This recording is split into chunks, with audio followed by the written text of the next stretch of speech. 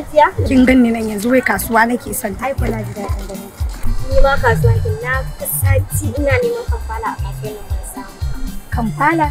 Wallahi. Kike nema har kusan sati kina kasuwa ba ki samu ba? Wallahi ina a kasuwar nan na rasa Kampala. Baki da labarin BK Brothers Investment?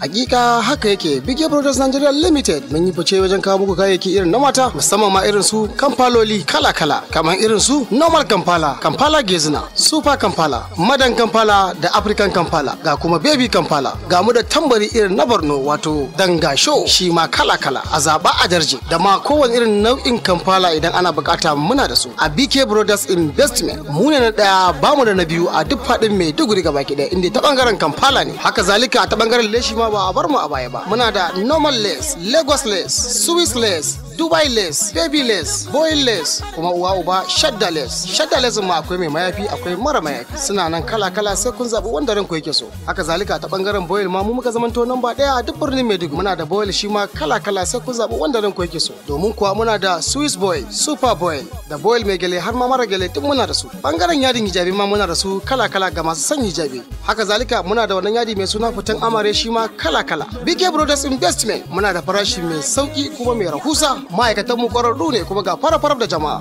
Ina mai siya, ina mai sari. BK Brothers Nigeria Limited muna nan a kowane lokaci. Adireshin muna nan kamar haka. Muna kallon Monday Market wato kofar yan mai a nan birnin Maiduguri kusa da Unity Bank layin Tabako, ko kuma a tuntube mu a namban waya mai kamar haka 070 37 14 1014, ko kuma a namban waya kamar haka 070 35 7-0-2-0-3-1 sai na gari mai da kuɗi gida.